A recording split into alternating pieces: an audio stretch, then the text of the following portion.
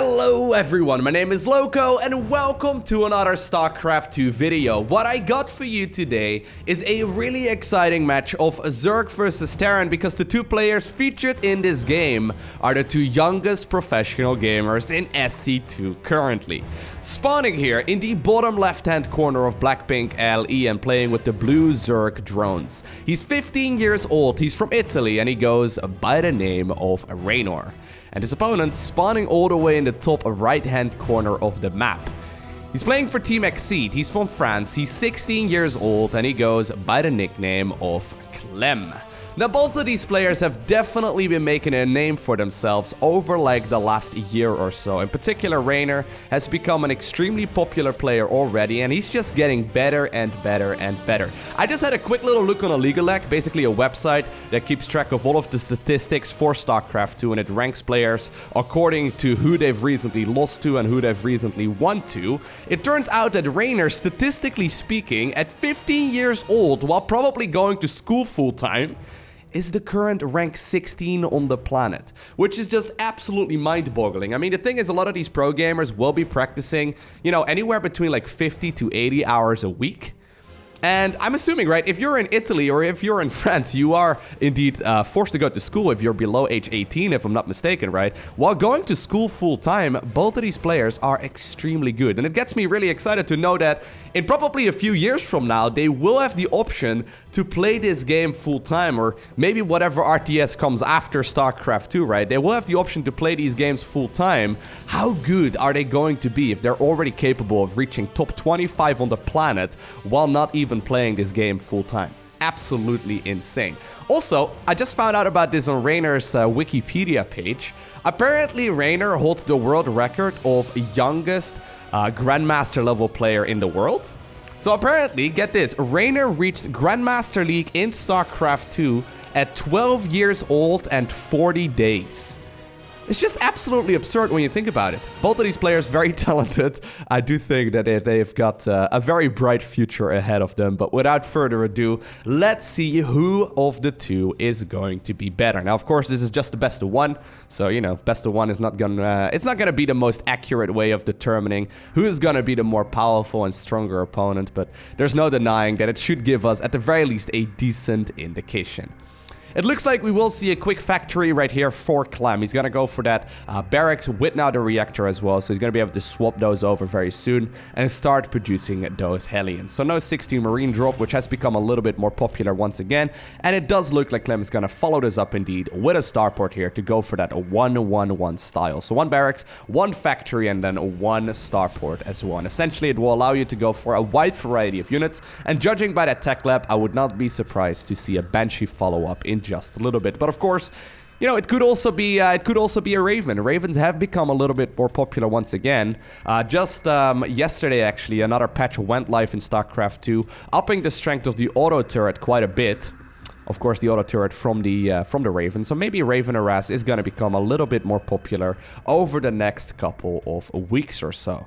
In the meantime, though, on the other side of the map, we did see Reynor go for that spawning pool first. He is now going to get metabolic boost a little while later, but everything considered, I mean, he's taken a bit of a different route to getting there, but everything considered, it looks extremely standard here for both of these players. The cloaking field is coming up. No Overlord Scout, it looks like, because one of these Marines was already shooing away the Reynor Overlord over here. And in the meantime, apparently the Reaper is trying to get one of those creep tumors, but Reynor is timing that properly and he recognized that he doesn't need to cancel it. So the Hellions and the Reaper are mostly going to be meant here to try and slow this Zerg player down. You really don't want them to just simply make a billion drones, although getting surrounded on the Hellions and the Reaper right there is definitely a very nice catch. That allows Reynor to just simply continue droning, and that's one of the reasons why you really want to keep those early game units alive. The thing is, right as that happens, right, he queues up 7 drones, and that's where Zerg wants to be. Ideally, Zerg makes 80 workers without any tech and any upgrades and any units whatsoever, and obviously that's not very reasonable at all. comfortable, but there's no denying right now that Reynor is looking in a very solid position. Now, Hellions are already awaiting these Zerglings as well. The Zerglings will try to move up that ramp, but there are more than enough Hellions to deflect them for the time being. In the meantime, though, there is also this Banshee still flying across the map. Cloaking Field is finishing up in just about 8 seconds from now. A little bit sloppy here by Clem, though. Losing those 2 Hellions, losing the Reaper, and now also losing a lot of hit points here on the Banshee definitely does show that he is not feeling all too comfortable right here just yet. Spore Crawler's just about to finish up. It is going to be at the perfect timing because the Banshee will now reach the mineral line here, but it's immediately deflected. But I guess it did get one of those drones for its troubles and also a couple of creep trimmers. When I talk about slowing down the Zerg player, I don't just mean drone-wise and, you know, forcing a lot of army out of them, but creep spread is another one of those things that Zerg players really tried to focus on in 2018. It seems to be becoming more and more popular now. Now, the lair is a little bit late here for our Zerg. It's only right now about half of the way done. That does mean that these Banshees are going to have free reign, and they will be able to force these Queens towards that mineral line. Hellions now also entering the creep. There are going to be a bunch of units out somewhere. There we go. Reynor's got Zerglings and Banelings over at the natural location. And it does look like the creep spread is far out right now, or far out enough right now that Clem is not going to really focus on that creep all too much anymore. Because if he moves on creep, the Hellions and the Hellions will be sniped very easily there by the Zerglings. And you know, if these streamers weren't out there, right, the Hellions could just dash back and forth. And, you know, if the creep spread runner wasn't out there, the Hellions would just be able to continue their harass non-stop. Instead, though, Clem is going to be able to roast a couple of links there, but all things considered, it looks very, very standard. So, we see the quick centrifugal hooks here for Zerg, as well as the 1-1 upgrades, whereas on the other side of the map, we did see the 1-1 started right around the same time, and now Clem is making that transition towards a big bio-focused army. This is something that Innovation loves playing. Zergling's actually trying to go for this around there, but rather than going for a very heavy expansion-based style, and while Clem did make the 3rd CC very early on, it does look like he's really going to ramp up production right here now that he has reached that economy that he was indeed looking for. So very standard game of ZVT right now, just because of the fact that, you know, no real workers ended up going down here, and the fact that Reynor did end up getting a couple of those Terran units for his troubles. I'm going to have to give him the slight upper hand, but we are right now reaching the mid-game. Now, if there's one thing that I think we can sort of judge Reynor on as far as his skill level goes, is that he's really good in the early and the mid game, but his late game, I haven't been all too impressed by it just yet. And this is obviously one of those things that he can easily work on over the next couple of months. He has been playing it a little bit more lately, but the mid game, I would say, is really where he shines. He's really good with that Hydra Link-based style. Couple of Marines, though, will be picked off here in the center of the map while the Banshees are trying to be a bit of a nuisance. They will get a couple of drone kills right now. One of the Banshees running very low, 5 HP remaining only, but it is going to be able to escape for now. The Marines, though, still stimming and trying to move forward, clearing out some of that creep. The Tremors will immediately be replaced, though, here by our Zerg player as well. But while this is all going on, of course, Clem... Ooh, there we go. He does manage to pick up those units in the nick of time. Clem is just simply building up his unit count on the other side of the map. He's got a very solid amount of army here already. And now with 2-2 starting up, I do think that Clem is going to make himself up for a bit of a push once those 2 upgrades finish. But for now, though, he's really sort of giving the Zerg player free reign of the map. This is really where Zerg has most of the map control. At this point, Reynor will have enough units available to defend all of the aggression, while also setting up Zerglings for example, a run-by. That does mean that Clem is going to be forced to leave some units here at home, but judging by the fact that there's no 4th command center yet, I think that he's really going to be focusing on just simply a massive army and then making a move once 2-2 finishes in about a minute or so from now. Banshees apparently ended up getting a couple more workers for their troubles. Now the Marines stim forward. They do also snipe the base that was still building. No 4th hatchery just yet here for our Zerg. Or rather 5th hatchery just yet here for our Zerg player. So Reynor does want to grab that one here as soon as possible. But this drop harass, it's not going to slow down anytime soon. More and more medevacs are now unloading their Marines in the middle of the map. And of course the ones here on the right hand side are ready to engage here once again as well. Now these will immediately be deflected without really dealing any damage whatsoever. But at the same time, now the Marines in the middle of the map, they are trying their very best to clear out as many of those Tremors as possible. They get one of the Queens as well, and while they will be forced to pick up once again, the creep spread has really been contained, which is really well done here by our Terran. Usually, the creep spread is one of those things that is pretty difficult to judge, because you know, it all comes down to the skill level of both players, but the more creep spread you deny, the better the scenario is going to be if you are a Terran player, because it really does make it difficult for a Zerg to go for a move out. Also, if you want to push with 2-2, right, which is just about to finish up, it's absolutely critical that you try to move to that base as quickly as possible. If you give the Zerg a lot of wiggle room and a lot of announcement, I suppose, or like a, you know, a bit of a notice that your army is just about to move out, I do think that, you know, the creep spread obviously is a big tell in that, because as soon as Zerg sees that you're moving out, they're going to start making non-stop units. Now, speaking of non-stop units, though, Zerg has been doing that for a little while already. Zerglings now forced to once again run all the way back home. The Terran army now also ready for a bit of a move out. 2-2 just finished here for Zerg 2, though, so I think we can see a bit of a push here from Reynor as well. But all things considered, this has been a pretty passive game, right? Neither player really taking any critical risks whatsoever. One of the medevacs did end up getting sniped there, but the Banshees are still trying to get their money's worth, I suppose. They're now going after the 5th hatchery. No defense for this one available just yet, because Reynor is busy microing against these other units here instead. No Nematized Carapace, it's just now started up here, so that does mean that these Banshees will likely actually get the base, because the detection was not in time. Oh my god! Actually, the final missile got it. In the meantime, though, let's look in the middle of the map. A lot of the overlords were just simply hanging out over there. Terran is now making a massive move through the map. And remember all that creep spread that got denied? It's not really that far out whatsoever. Immediately, though, upon seeing that the Terran army is moving across, a lot of the Zerglings decide to go for a bit of a run-by. The supply depots towards the main base do get raised. However, the Zerglings still get a couple of SCV kills here in the natural as well. Now, with all of the siege tanks, though, unsieged, Zerg is making a move forward. This is going to be a predominantly Hydra-focused army, because all the Zerglings are getting cleaned up. Beautiful. Oh my god, did you see that? That's so sick. He dropped those mules right over there to prevent the links from streaming into the main. He did lose a little bit of mining time on them, of course, but I mean, dealing with like 20 Zerglings in your main can definitely become a bit of a nuisance. Extremely well done there by Clem, and even though his push did get slowed down a whole bunch, I don't think he took any critical damage there whatsoever. I mean, sure, a couple of SCVs ended up going down, but he got a lot of Zerglings as well. And speaking of a lot of dead Zerglings, once again, a whole lot of them run to their deaths. Now, the creep spread denial has been incredibly good. That means that once again, right, Clem can continue this push onwards for a little while longer. And look at the distance that he needs to cover here. The creep will start running out. He's going to start slow pushing with the siege tanks as well as those liberators. Now that he's got some units left over at home as well, Zergling run-by should be easily dealt with. The tumor here will likely be sniped here as well with another, you know, scan. At the very least, as long as he does decide to go for that scan here. But the Terran army has already arrived, and while he is now fighting on creep against roly-poly banelings, there's not that many of them. And all of a sudden, right, Clem stims forward and he snipes that 5th base. Zergling's now trying to go for the run-by, but Clem has got that one sorted as well. The Terran army, no, not done just yet, but there are Brute Lords available. The Brute Lords, of course, very good at forcing these siege tanks to do friendly fire. He's gonna be microing them back once again. Reynor, that is, of course. But now that the Brute Lords have arrived, I do think that indeed Reynor will be focusing on forcing this army back.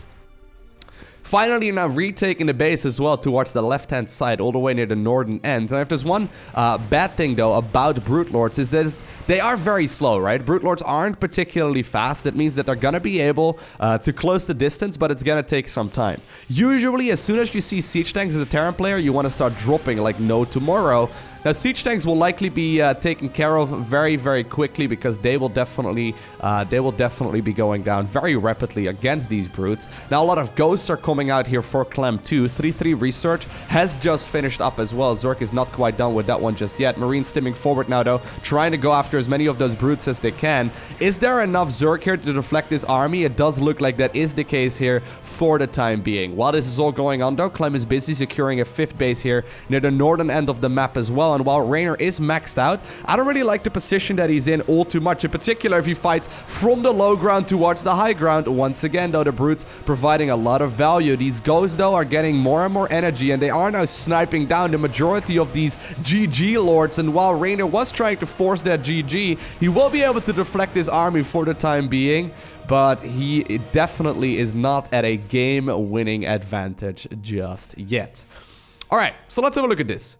Fifth base now finally secured here once again by Reynor. He's now also going for the sixth over here. Basically going for 2 bases all at the same time, trying to, you know, see whichever one sticks. Creep spread wise, one side of the map is looking really solid. The other part though, not nearly as good, right? This is one of those bases you can easily get into. What we do get right now though is this Brute Lord Infestor based army for Reynor. Basically, if you hit a fungal growth and then you have the Brute Lords advancing onwards, they can kill practically everything. Now we do see a full-on Brute Lord counter-based army, so a lot of the Vikings are coming up, there are a lot of Ghosts out already, and we now also see Marines. Clem is just about to max out. He's gonna have a lot of units that are great against Brute Lords, but not so good against these Infestors. Of course though, EMP can also be used by those Ghosts to get all of the energy out of those Infestors, and now with the scans confirming the location of these units, immediately the Ghosts do move forward. Here we go, fungal growth will be focused already, but a lot of snipes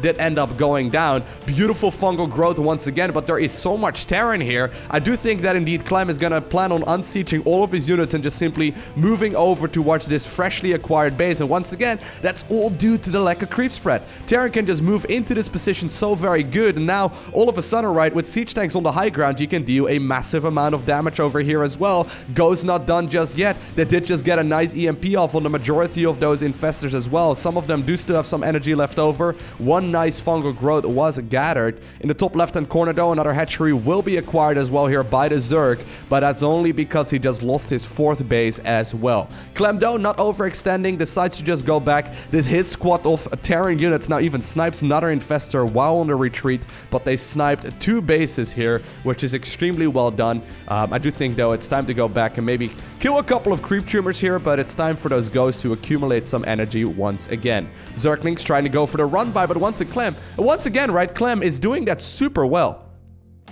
Really impressed here by the French Terran player. He's not dropping the beat whatsoever, right? I mean, he did end up losing a couple of his Hellions and then some of the HP on the Banshees early on, but other than that, he's been looking 100% on point, not really making any mistakes whatsoever. Now transitioning towards that Ghost-based army, replacing a whole lot of his SCVs now with mules as well. That means that his army can become absolutely massive with more and more command centers now morphing into orbital commands. However, the Zerg army has now also cycled towards the northern end of the map. Here we go, Zerg trying to advance onwards. The siege tanks caught off guard. Banshees, Infestors trying to look for the fungals, and they do get a massive fungal growth. That means that the Banelings managed to roll forward as well, but so far, the snipes are on point as well. Clem losing a massive chunk of his army. He is going to be forced to rebuild the majority of it. Looks like the Zerg reinforcement will be able to force this Terran army back, but please keep in mind as well that, yeah, pretty much all of the spellcasters here from Zerg were taken care of. Reynor now also adding on Vipers to the mix, so he's got a unit composition that is effectively based around the Infestor, Brute Lord, Viper, you know, Queen army, which is extremely difficult, of course, with Zerglings, Banelings, and Hydras on the ground as well. Effectively, all Zerg units are now being built. Zerglings trying to look for another command center that they can snipe, but this one is quickly morphing into a planetary fortress. Looks like they may just barely be able to find this base before the morph is done, but instead they're gonna go after a bunch of the SCVs instead. And there we do see the council on the planetary fortress morphing. Very well done. Alrighty, so Reynor is now going for that really maxed out Zerg army. Infestor, Brute Lord, Viper is extremely difficult to kill, but microing it also becomes very, very critical. Clem now moving forward, he's looking for that EMP. Obviously, he doesn't want to get fungled, he doesn't want to get, you know, all of those parasitic bombs or maybe the yanks on his units either. A lot of the Ghosts, though, do end up going down, and I wouldn't mind, like, a Raven switch here in just a little bit. Sure, the Raven isn't as strong as it once was. I think, actually, while these players are playing, they're still playing on the old patch. The anti-armor missile, of course, did get reduced in damage output from 30 damage to 15.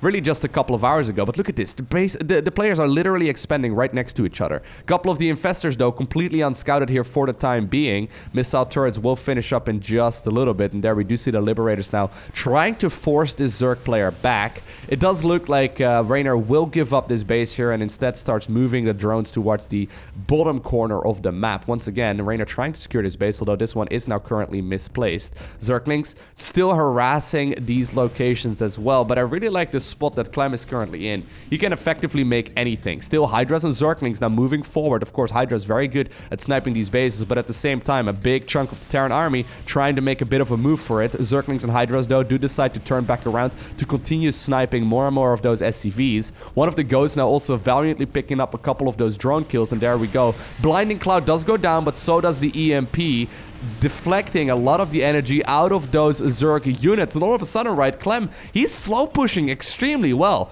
using these units that he's got for zoning more so than for fighting, and he once again gets 2 bases there for his trouble. Still, the Zerglings and the Hydras are going to town. I guess that all of the Zerglings ended up dying here. Advanced Ballistic actually now coming in. That's the Liberator ranged upgrade. A very critical one actually for the Terran player to have at this point. Does look like it won't be finishing. And of course the starport, does end up going down. So while Clem does win on one front, Reynor wins on another one. I do have to say though, I usually see the Terran players being at an advantage at this point. Because Reynor ended up losing so many of the spellcasters that he really wants to keep alive. I mean, his army composition is not nearly as sophisticated as that of the Terran player, right? This Terran player has got an extremely powerful army. Still though, with a 360s around, he could definitely deal a huge amount of damage. All of the Marines stim. They're trying to get away, but Reynor takes a phenomenal fight. Smashes back all of those Terran units with a surround of all ages. Look at that. That was so crazy. Reynor making that decision to move forward upon recognizing that his army of the Terran player was just barely caught off guard. And now Reynor tries to see if he can capitalize on this scenario. Now the Liberators will of course be able to siege up, prevent a lot of those units from going into the natural expansion. But Reynor is not done. He's trying to see if he can snipe more and more of these unit producing facilities now. A lot of the Zerglings and Hydras, they try to deal whatever damage they can, but Reynor does decide to go back because he doesn't want to overextend. While this is going on, he's now making this opportunity better, right? He's basically making it so that he gets more and more bases up, rather than just simply smashing his army into that planetary fortress, which, by the way, I don't think would have been that great of a choice either way, because I think that the Terrans would just simply, you know, repair it up, and obviously then the army would come from the side as well. Instead, he decides to capitalize on this scenario by making more and more bases. So effectively, the top corner of the map is now in the possession of the Terran player, and the bottom right-hand corner is gonna be dominated by Zerg instead. Beautiful game so far, though. Really felt like Clem was playing it absolutely phenomenally until he, you know, looked away from his army for like a split second. Fungal Growth will be able to slow down some of those ghosts. Of course, with Fungal Growth, you also reveal units, so cloaking doesn't really make it any easier. Still, I guess there's more than enough detection available at this point either way. Once again, though, we're going back to that swarmy Zerg style. I love it. Hydraling Bane with Corruptors for support, whereas the army from Clem is significantly more sophisticated. Now, an army of Changelings is trying to move forward as well. Pretty difficult to scout which ones are actually the Changelings, but Marines will be able to make short work of them eventually. Here's the thing though, you kind of need the spellcasters in the late game for Zerg. Once again, Zerg trying to make a bit of a move for it, but I really don't think you can engage into this amount of Liberators, right? And look at that, once again, EMPs go down. Reynor doesn't have a lot of these spellcasters anymore. He's now making one Mutalisk.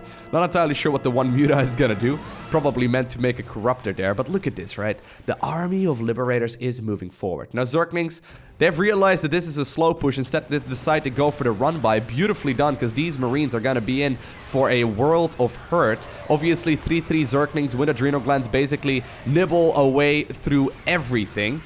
Now, apparently the army will get deflected here, but a lot of the reinforcements were picked off for practically free. Neither player, though, having a massive bank, and supply-wise, Clem is still looking absolutely superior, taking this one much slower than he did previously. I love that. Really smartly done. He knows that these bases over here are going to be some of the last mining ones for Zerg. Right now, using a... Oh my god, he's using a nuke here to zone away these units, stim forward, and then obviously snipe a couple of creep tumors as well. This now opens up the opportunity just by zoning with a nuke there to kill the base that was still mining. He knows that Zerg is running out of resources and that Zerg is kind of getting desperate at this point. Once again, a lot of Zerglings moving across the map. Couple of the ghosts now once again lining up their snipes on that Ultralisk, and the Ultra dies in just a split second. And once more, right, a little bit of room was created. Clem decides to unsiege the Liberators, and he slowly moves towards one of the last mining bases. Drones caught at a bit of an unfortunate rally there. They tried to move towards the top left-hand corner, but it looks like Reynor is giving up this position. It looks like he's giving up this location right now. That means that 30 drones will now be moving over towards the top left-hand corner. But this base, I mean, it's so very close to where this Terran player is mining as well. I wouldn't mind it if Clem just simply unsieges and now starts an engagement towards the top left-hand corner instead. Still, the Zerg army, though, is starting to deal a lot of damage. These Zergling run-bys really hurt a lot. This is what Reynor does extremely well. He realizes the scenario where the Terran is going for a slow push, and then he goes for a massive run-by. This can do a lot of damage. Keep in mind that supply depot fell earlier, right? It was held with only the what are they called? The mules earlier. Looks like Reynor isn't going to send his units over in that direction, and instead Clem is going to make a move towards what looks to be the fourth base here of the Zerg player, and with that, of course, he's getting awfully close to that natural as well as the main, which is where all the tech of the Zerg player is hiding. Sure, Reynor is going for these run-bys, which is great. He's dealing a lot of damage with that, but I wonder if, you know, this Terran army that's slowly making a move across the map, right, isn't just a little bit too powerful. How are you gonna fight this? Right, there's one Muta or two Mutas, I guess. They're gonna be pretty decent, but all of these units will be sniped so very quickly. Look at the slow push here, right? All of those Zerg units forced to engage inside of those liberation zones, and Clem, while he did mess up a couple of times here, those are things that he can easily fix over the course of time. Beautifully done. Really sick game of Zerg versus Terran. I hope you enjoyed watching it. If you did, make sure you hit that like button down below. And if you want to see more, make sure you hit that subscribe button and maybe even a little bell icon so you get notifications as soon as future videos go live. Other than that, I want to thank you for watching. Have an amazing day. Do not forget to smile, alright? A special shout out to the Patreon supporters. You guys are awesome. But I'll see you in the next one.